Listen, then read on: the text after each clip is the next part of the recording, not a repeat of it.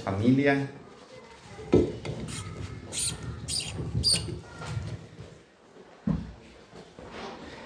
Espero que podamos realmente aprovechar y mantenernos en un mismo espíritu de lo que Dios ya está haciendo hoy en medio nuestro. Sin duda la presencia de Dios estaba muy fuerte mientras adorábamos. Yo espero poder dejarme yo y que todos podamos dejarnos guiar para que Dios pueda sacar el máximo provecho de lo que Él tiene preparado para nosotros hoy. Y estamos meditando acerca de la carta a Romanos. Si tú no has venido en las últimas semanas o te perdiste alguna entre medio, no te preocupes desde el punto de vista de no entender, porque son prédicas, entonces son temas autoconclusivos. Hoy voy a estar compartiendo acerca del capítulo 6 de la carta a los Romanos y le puse por título una historia de libertad o de liberación, una historia de liberación. Quiero introducir solamente cómo termina el capítulo 5, porque la semana pasada cuando compartí el capítulo 5 compartí un punto específico, no abordé lo que sirve como trampolín para lo que voy a abordar hoy. Entonces quiero leer los últimos 2 versículos para ponernos en contexto solamente y que eso nos ayude a entender un poquito mejor la manera en la que voy a introducir el texto luego. Romanos 5, 20 y 21, los últimos 2 versículos del capítulo anterior, dicen esto: La ley de Dios fue entregada para que toda la gente se diera cuenta de la magnitud de su pecado. Pero mientras más pecaba la gente, más abundaba la gracia maravillosa de Dios. Entonces, así como el pecado reinó sobre todos y los llevó a la muerte, ahora reina en cambio la gracia maravillosa de Dios, la cual nos pone en la relación correcta con Él y nos da como resultado la vida eterna por medio de Jesucristo nuestro Señor. Amén.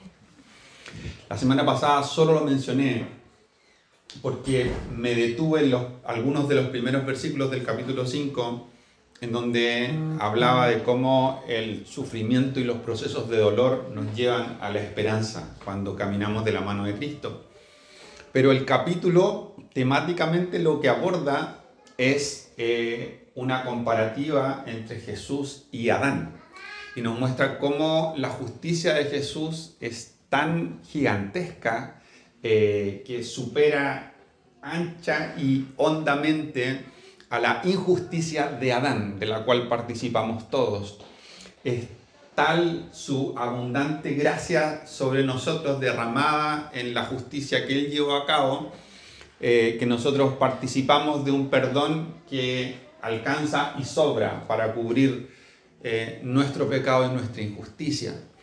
Y Pablo termina diciendo esto: mientras más pecábamos, más quedaba demostrado que la gracia es aún más grande que la magnitud de nuestro pecado. Pero obviamente esa frase tiene todo para poder ser malinterpretada. Así que el capítulo que viene habla acerca precisamente de cómo abrazar este tremendo regalo de una manera sabia. Y la manera en la que Pablo lo articula es contándonos una historia de liberación e interpelando a cada uno de nosotros para entender que hay un tipo de respuesta que podemos dar para la que hemos sido empoderados. Voy a orar y luego voy a invitarnos a hacer un ejercicio mientras leo este texto. Voy a poner como una perspectiva para que lo leamos de una manera particular. Oramos primero.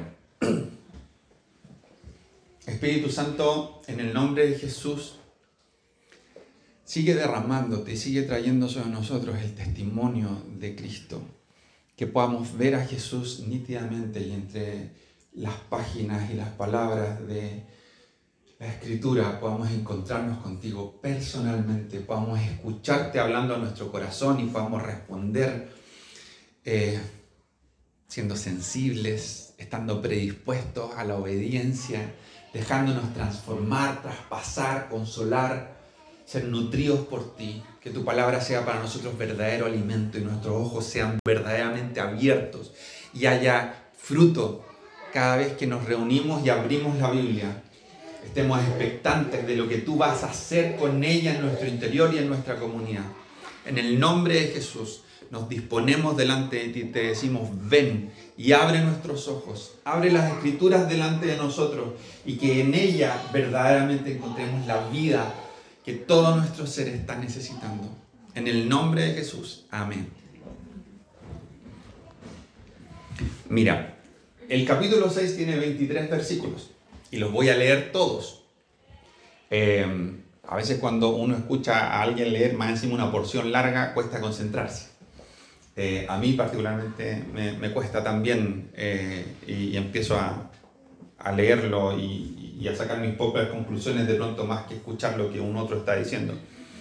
Pero más que un ejercicio para concentrarnos, lo que quiero es que podamos participar activamente de la escucha, pero con una perspectiva concreta. Y para eso te voy a anticipar algo que Pablo hace en este capítulo. Pablo va a referirse al pecado como si fuera una persona. Es algo que puede pasar inadvertido, porque no dice explícitamente que el pecado sea una persona, ni pretende enseñar eso. Lo que hace es personificarlo. ¿Y cómo lo personifica? Refiriéndose al pecado así, en singular. Y está hablando precisamente de que mientras más abundó el pecado, más sobreabundó la gracia. Así termina el capítulo anterior. El capítulo 6 quiero que puedas, si te ayuda a concentrar, cerrar los ojos mientras lo leo y pensar precisamente, hacerte una suerte de imagen acerca del pecado como una persona. Pero el pecado, obviamente, como persona no es cualquier persona. Es un esclavista. Y gobierna y explota en un lugar que es como un campo de concentración, donde nos tiene totalmente encerrados y con rejas muy altas a su alrededor, llenas de púas arriba. Y es un lugar del que nadie puede escapar. Es un lugar en el que muchos han intentado hacerlo, pero no lo consiguen porque la reja es muy alta y hay mucho personal a su disposición y hay muchos elementos que hacen que escapar de ahí sea imposible. Entonces, en este capítulo va a aparecer 17 veces la palabra pecado.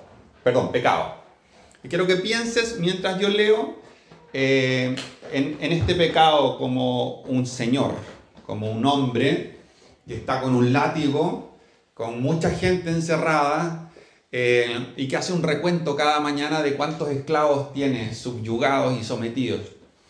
La palabra esclavo, esclavitud o esclavizar aparece igual 11 veces en el mismo capítulo. Esto es solo para aumentar esto de cuán gráfico busca ser Pablo, para hablarnos precisamente a partir de esto, de la liberación que hemos experimentado. Esto tiene mucha importancia porque hablando del pecado en los primeros 4 capítulos de Romanos, lo que Pablo llega a enseñarnos es que hemos sido justificados por Jesús. O sea, que nuestro pecado, el que ameritaba que nosotros fuésemos castigados, ha sido imputado a Jesús. Por tanto, el castigo lo recibió Él. Nosotros recibimos a cambio su justicia. Y eso es lo que se llama la justificación. En vez de ser castigados, fuimos perdonados. Pero en esta sección está hablando de algo distinto.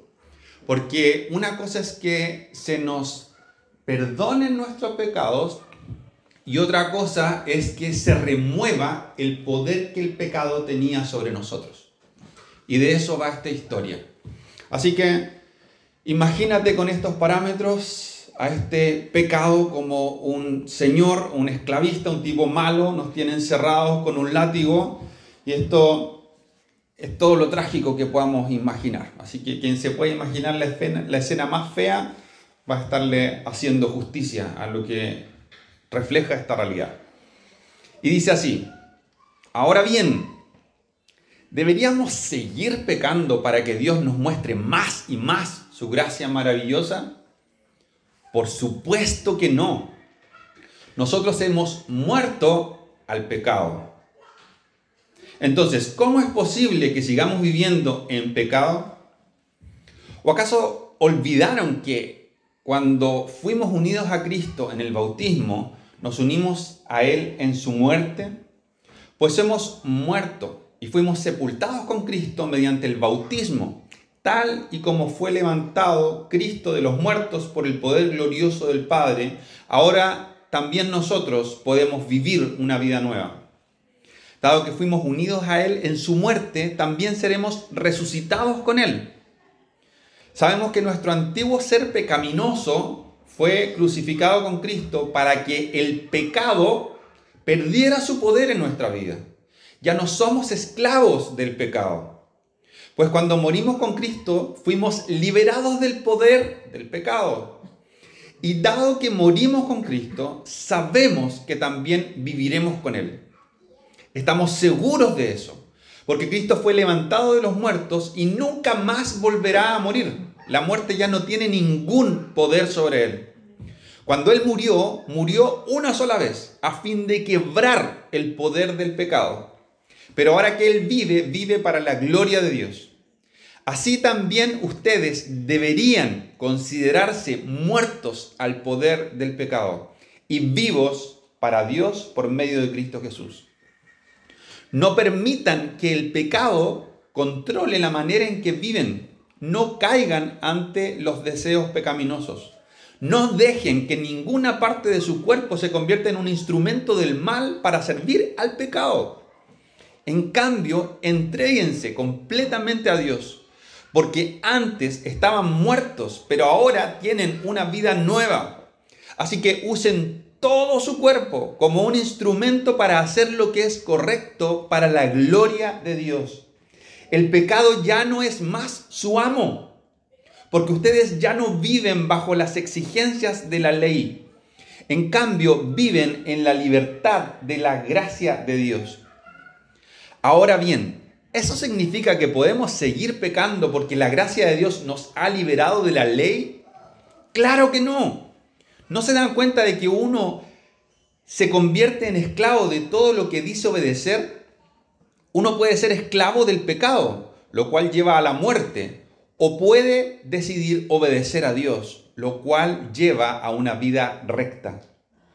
Antes, ustedes eran esclavos del pecado, pero gracias a Dios, ahora obedecen de todo corazón la enseñanza que les hemos dado. Ahora son libres de la esclavitud del pecado y se han hecho esclavos de la vida recta. Uso la ilustración de la esclavitud para ayudarlos a entender todo esto, porque la naturaleza humana de ustedes es débil. En el pasado se dejaron esclavizar por la impureza y el desenfreno, lo cual los hundió aún más en el pecado. Ahora deben entregarse como esclavos a la vida recta para llegar a ser santos. Cuando eran esclavos del pecado, estaban libres de la obligación de hacer lo correcto. ¿Y cuál fue la consecuencia? Que ahora están avergonzados de las cosas que solían hacer, cosas que terminan en la condenación eterna. Pero ahora quedaron libres del poder del pecado y se han hecho esclavos de Dios. Ahora hacen las cosas que llevan a la santidad y que dan como resultado la vida eterna. Pues la paga que deja el pecado es la muerte. Pero el regalo que Dios da es la vida eterna por medio de Cristo Jesús, nuestro Señor. Amén.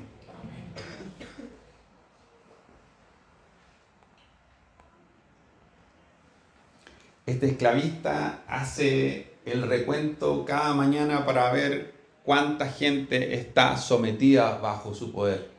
Y cuando alguien ha depositado su confianza en que Jesús nos ha regalado su justicia en la cruz cuando creemos en Él, eso se convierte en el único camino posible para salir de ese lugar de esclavitud. Por lo tanto, cuando el pecado hace el recuento y hay alguien que ha entregado su vida a Cristo, esa persona falta en el número total.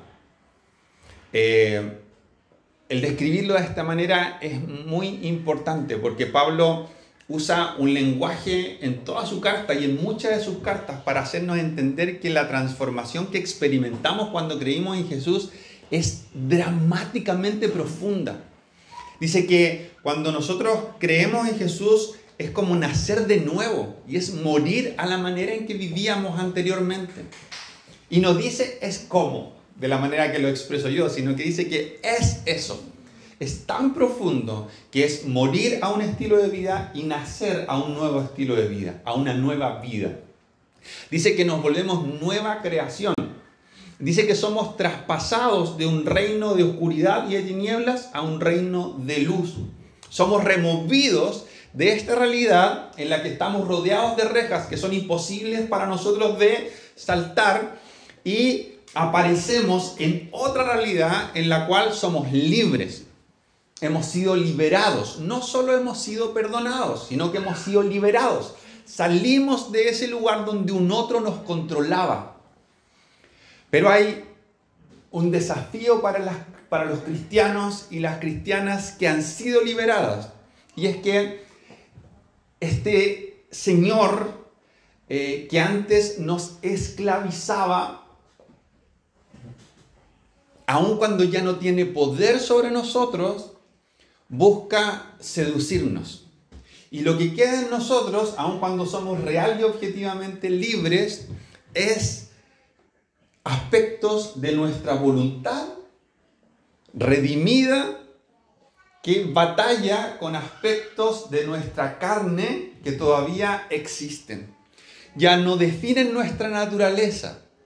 Nuestra naturaleza ha sido redimida y sellada para habitar con Dios para siempre.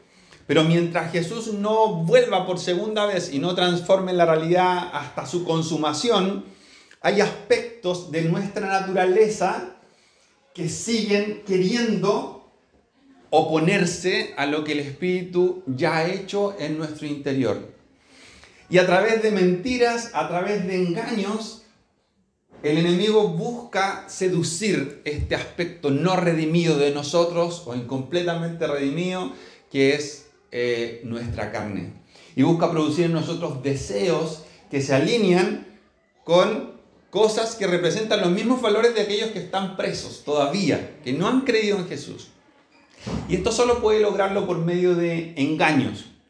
Porque Satanás, porque las tinieblas, porque el mal, porque el mundo, porque incluso nuestra carne, siempre está confabulando en contra de nosotros para producir destrucción y muerte. Siempre busca robar. La Biblia dice que Satanás se disfraza como ángel de luz, pero no hay ninguna bondad en él. Cada vez que alguien busca construir su camino apartado de Dios, Satanás se alegra. Porque a él no le interesa que tú lo adores. A Satanás no le interesa que nosotros seamos satanistas. A él solo le interesa traer confusión para destruir y luego matar. Cualquier cosa que nos aparte de Dios, a Satanás le funciona.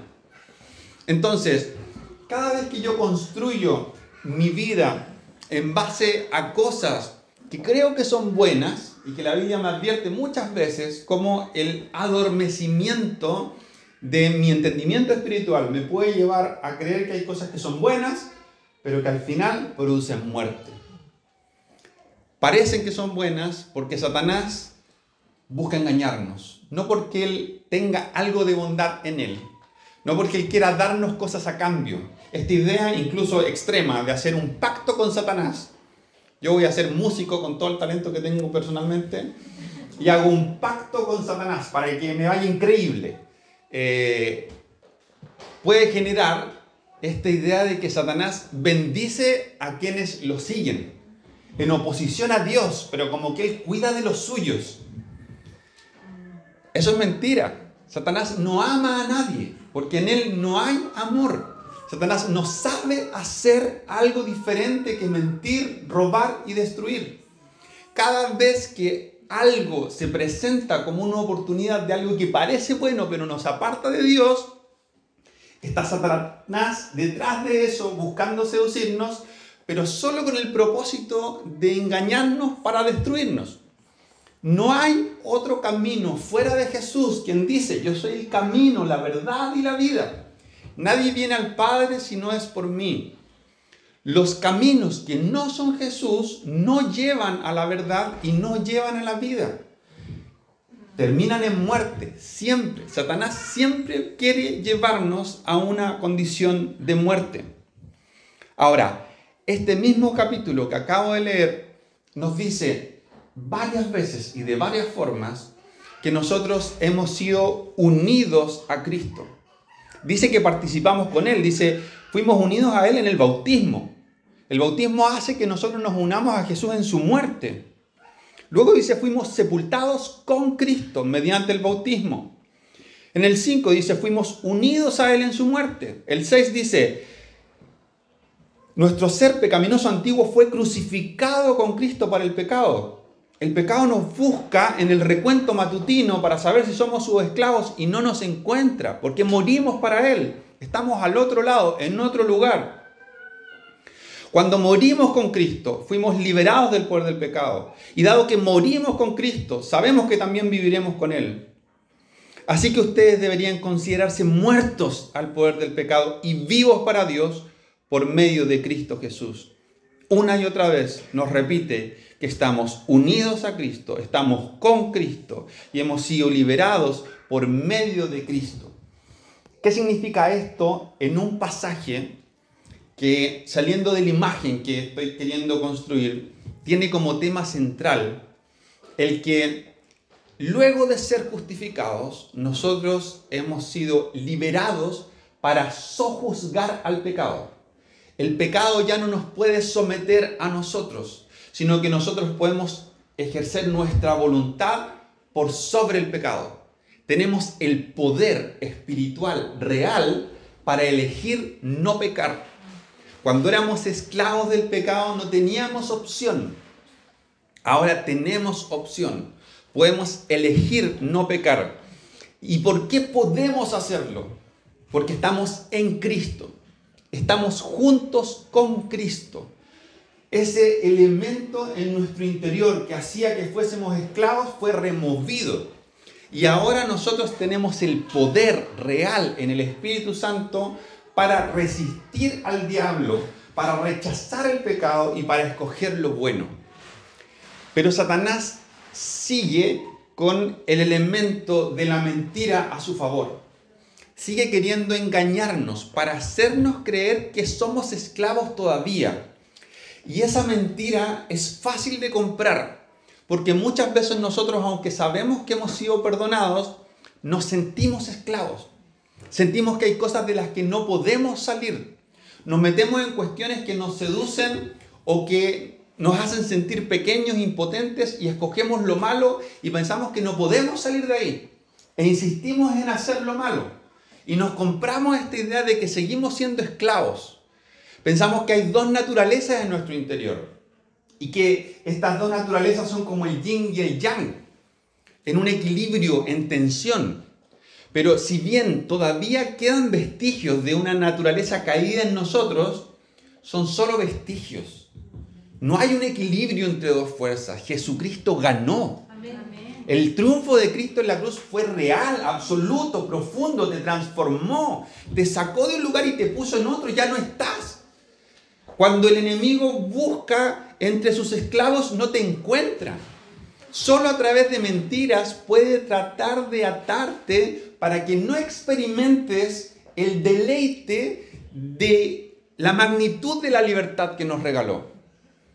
Pero no porque pueda quitarnos la naturaleza redimida que Cristo nos ha dado. Solo quiere que nosotros perdamos el deleite de eso. Hemos sido sellados por el Espíritu Santo para la eternidad.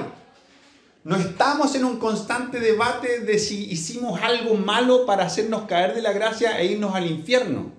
Eso no está en discusión. Pablo en algunas de sus cartas trata súper fuerte y rudamente a cristianos que han experimentado el poder de Dios y que llevan tiempo caminando con Él y que han experimentado su amor, y hay que volverles a hablar una y otra vez acerca de su salvación. Pablo dice, estoy chato de tener que hablarles una y otra vez a ustedes que llevan mucho tiempo y han visto y experimentado el poder de Dios, de el perdón de pecados y la salvación del infierno. Lo que yo quiero es que ustedes vivan de manera justa, que practiquen la justicia, que sean personas de fe, que lleven fruto, que hagan obras de bien, que reflejen a Cristo. Pero muchas veces nosotros nos debatimos entre esto de, ¿estaré realmente nacido de nuevo?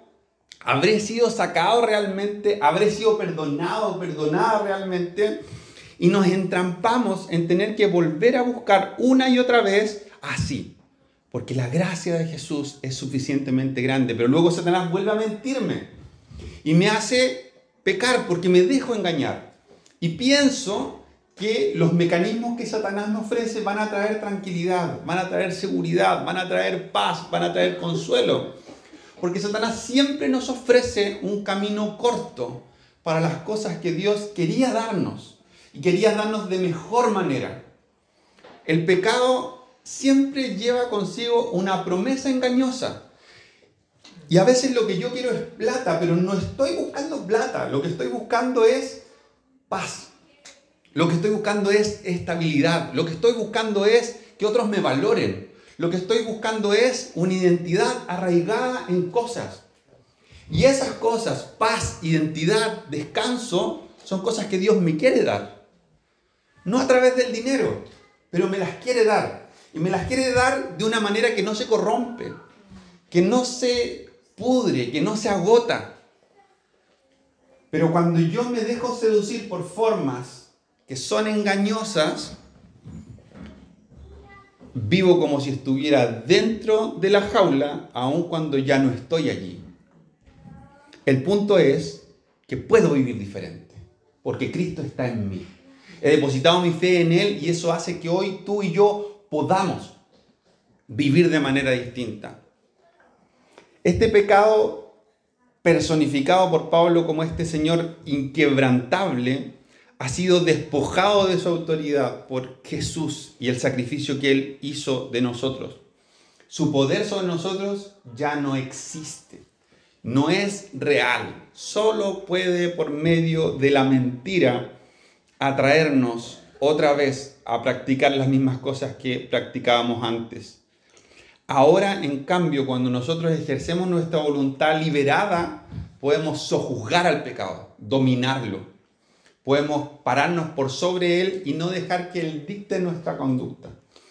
Pero el pecado necesita también ser conceptualizado o descrito un poquito más allá, porque a veces nosotros tenemos algún tipo de afer con el pecado, no solo desde que nos seduce el placer o que llama la atención o que es un camino corto para obtener cosas, sino que a veces nosotros nos vendemos a nosotros mismos este cuento de que no somos perfectos, entonces pecamos, de que somos débiles, entonces pecamos, de que a veces tenemos miedo, entonces pecamos, y pensamos que el pecado es algo como trivial, propio de nuestras limitaciones, de nuestra pequeñez, y lo justificamos con eso. Y la Biblia enseña que el pecado es algo que nosotros debiésemos detestar, que debiésemos aborrecer.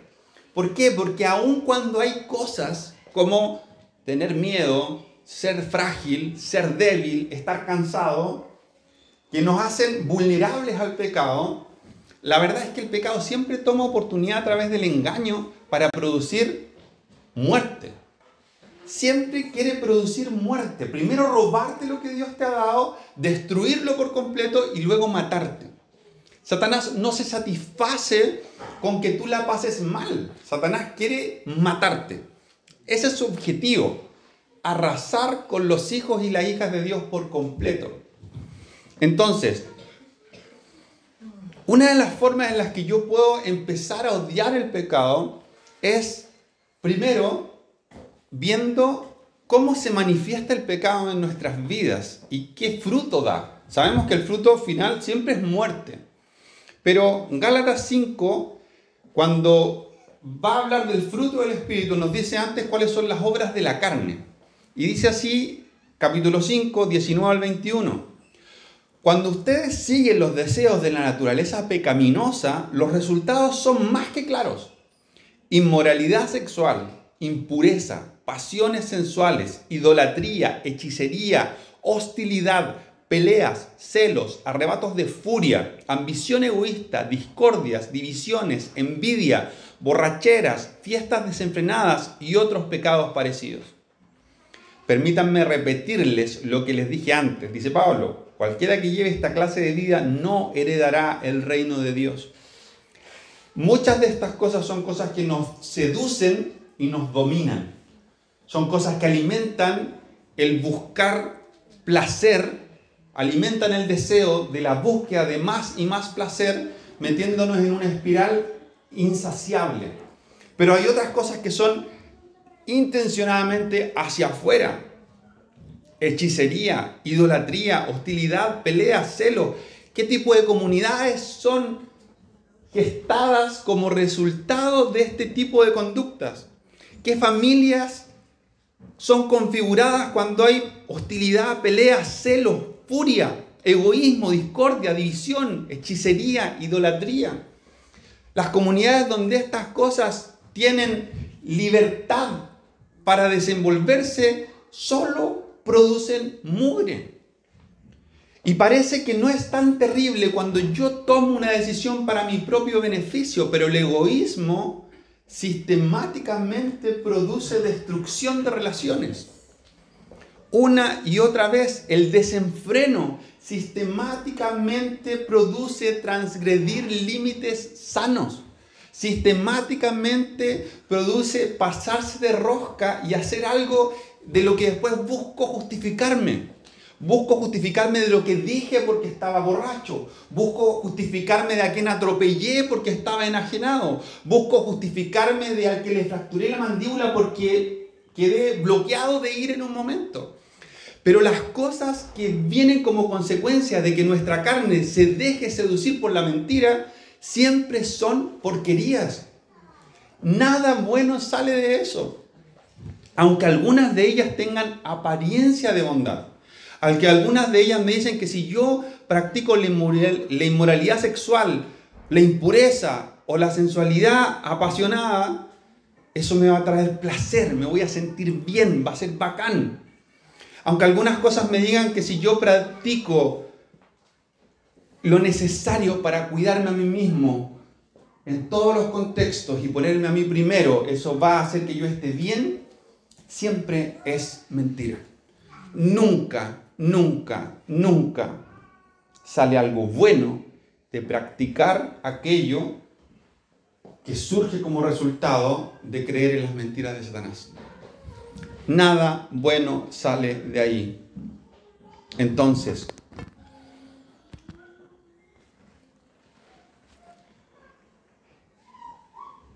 Pablo dice, es para vivir de manera justa que hemos sido liberados, porque podemos hacerlo. A veces nosotros quedamos entre que ni podemos ni queremos.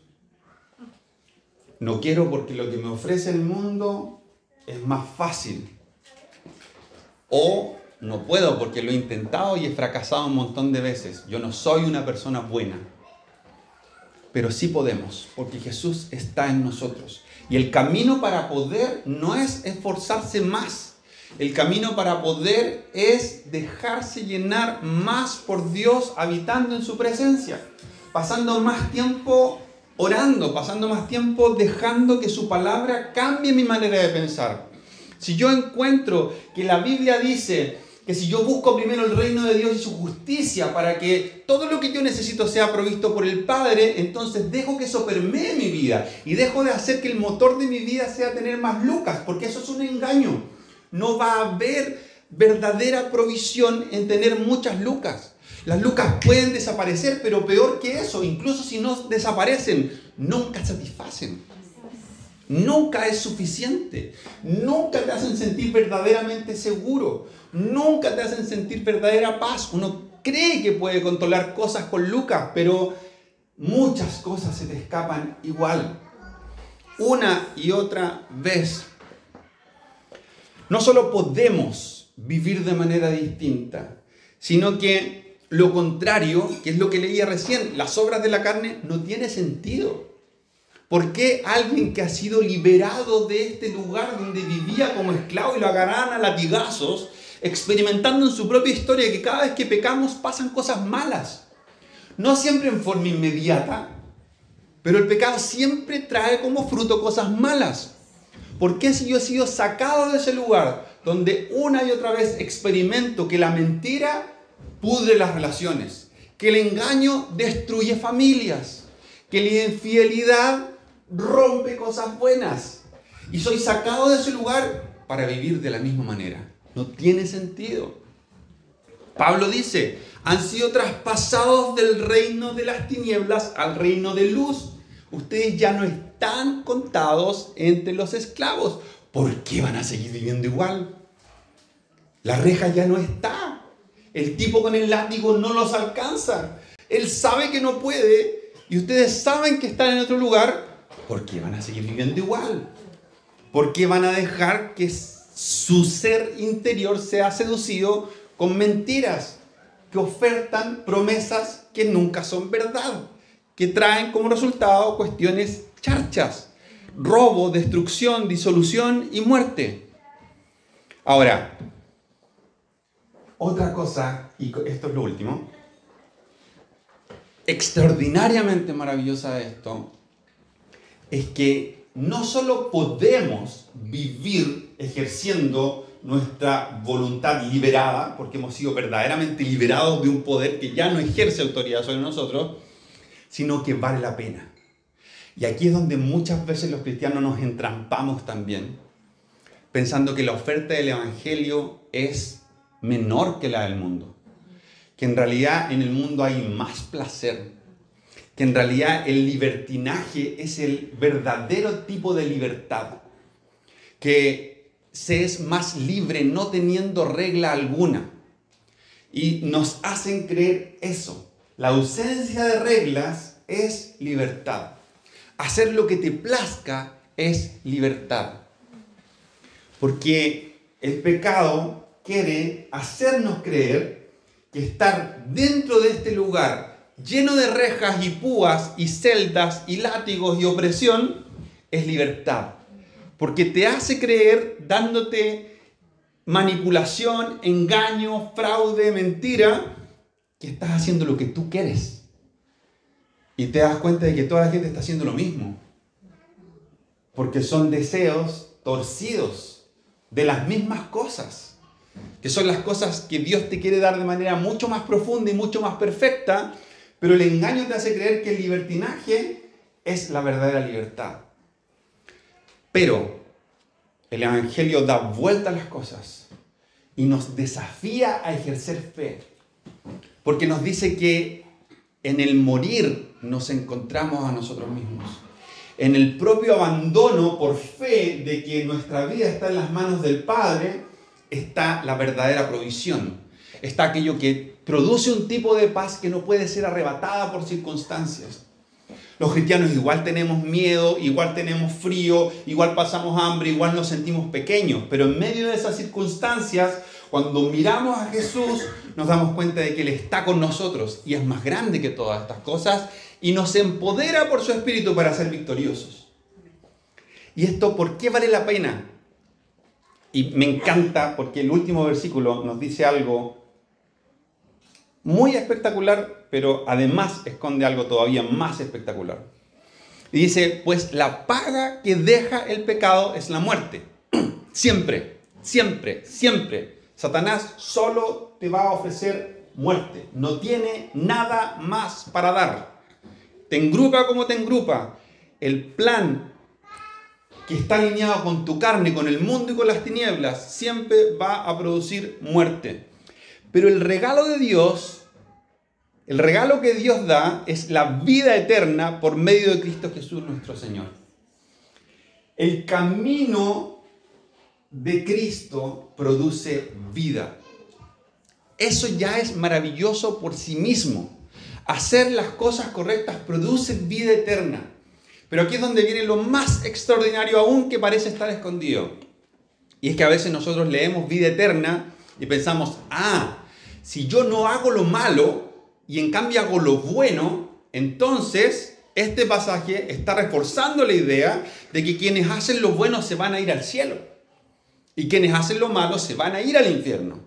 Y que los que hemos nacido de nuevo tenemos que hacer lo bueno y de esa manera nos vamos a ir al cielo. Pero la vida eterna aquí no está hablando del cielo. Incorpora la realidad del cielo también, sí. Pero esta palabra que ya he mencionado en esta misma serie, que es Zoe, es una palabra que no está hablando de la realidad futura solamente. En griego, cuando dice el regalo que Dios da es vida eterna, está diciendo el regalo que Dios les da es Zoe. Es una vida que no puede extinguirse. Es una vida que no puede ser arrebatada. Es el tipo de vida que produce plenitud. El tipo de vida que no defrauda, en la que no hay ningún tipo de engaño. Es la vida que dura para siempre, pero ya está disponible para nosotros. No es solo parte de la realidad que en el futuro va a venir. Es algo que está para nosotros. Entonces a veces yo puedo sentir que en circunstancias me estoy muriendo, que me estoy a punto de ir a la B, que todo se está a punto de destruir. Pero si soy un hijo o una hija de Dios, esta vida que no se puede agotar está al alcance de mi mano. Porque esta vida eterna está fuera del lugar en el que yo también estoy. He sido sacado de la esclavitud y habito en el reino de la luz. Y en este reino la vida que es Jesús mismo está a mi alcance para socorrerme, para perdonarme, para limpiarme, para animarme, para infundir otra vez en mí esperanza. Así que hacer lo correcto en este contexto no es una cuestión moralista. Sí, nuestra vida en cuanto a su moralidad tiene que ser distinta porque la bondad de Dios se manifiesta en acciones buenas. Cómo vivimos nos da lo mismo, para nada, para nada. Pero lo extraordinario de esto es que hemos sido liberados para que vivir bien, vivir justamente, esté a nuestro alcance y produzca esa plenitud que a veces queríamos obtener por el otro camino, pero que solo aquí es real. Solo en Jesús es real. El regalo de Dios es la vida eterna por medio de Cristo Jesús, nuestro Señor.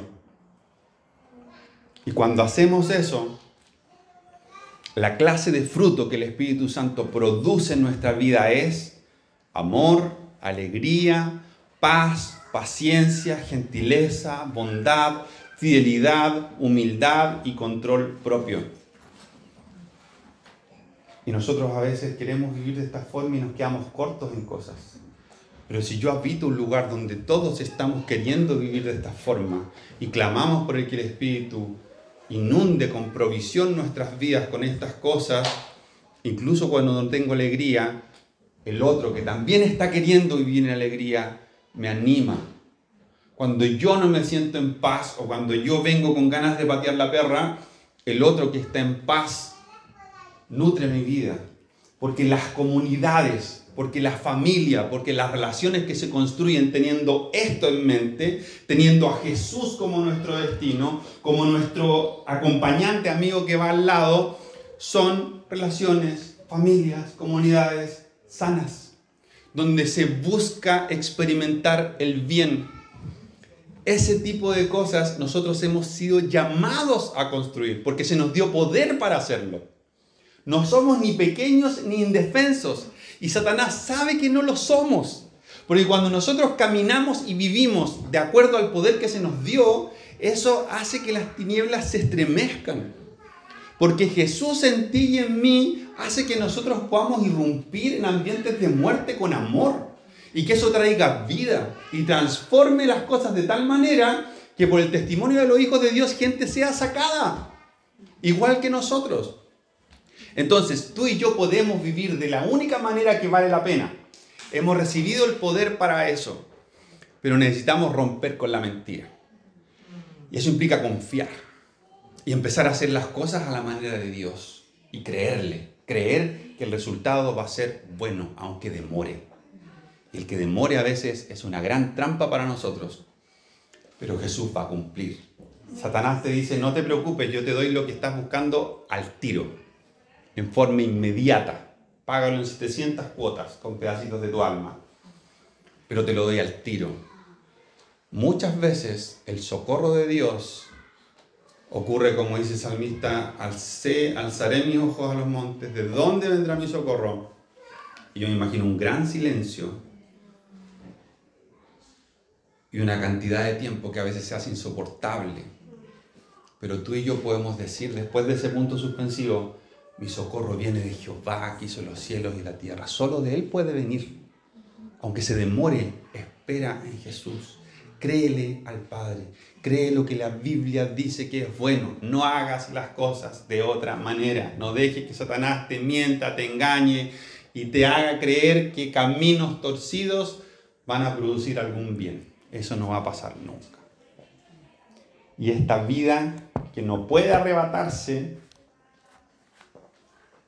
está disponible para nosotros hoy. Yo no sé si en esta exposición a momentos muy explícita y en otros momentos enfatizando otros aspectos del Evangelio, puede ser algo que alguno entre nosotros no haya abrazado. Y he pensado estos días, producto de cosas así que han pasado alrededor, conversaciones entre tallas y risas, recordando cosas del pasado, que a veces tenemos esta idea de que el rendir nuestra vida a Cristo representa un momento y que si lo hiciste bien, tiene que ser una sola vez. Porque si no, corremos el riesgo de volvernos un meme. La señora que pasa todos los domingos acá a cualquier llamado, y por qué pasó usted adelante no tengo idea, pero ore con él. O pasé adelante porque quiero recibir a Jesús. ¿Y usted no pasó los últimos 17 domingos? Sí, pero quiero recibir a Jesús. Y pensamos que eso es algo terriblemente malo. ¿Por qué? Porque muchas veces eso viene desde la inseguridad de creer que todavía no soy hijo, que todavía no soy suficientemente bueno, que todavía no me he arrepentido lo suficiente. Pero hay un aspecto bueno de esto, y es que no importa cuántas veces tengamos que venir a Cristo con tal de experimentar más de Cristo. Así que si tú nunca has rendido tu vida a Jesús, si tú nunca le has dicho a Jesús, yo te necesito en mi vida, me doy cuenta de que no puedo por mí mismo, soy pecador, hago cosas que están mal. Y entiendo que tengo que arrepentirme y pedir que me socorras, que me salves. Si nunca has hecho esto, yo te animo a que puedas hacerlo hoy. Y vamos a orar para que tengas un encuentro con Cristo que sea transformador en tu vida. Voy a tomar un segundo para decir que si lo que acabo de decir es para ti, puedas pasar y vamos a orar. Si lo has hecho alguna vez, pero hay duda en tu corazón, hazlo de nuevo.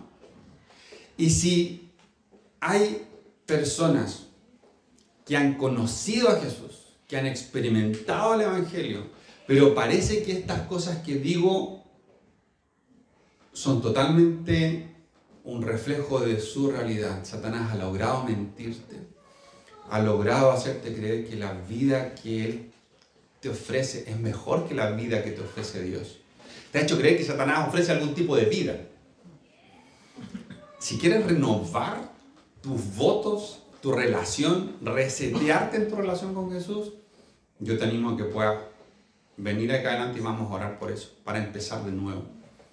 El Evangelio, en muchos sentidos, es gracia tan sobreabundante que en la medida que estemos dispuestos a ser humildes para arrepentirnos, podemos volver a empezar, aún después de haber empezado este camino hace mucho tiempo.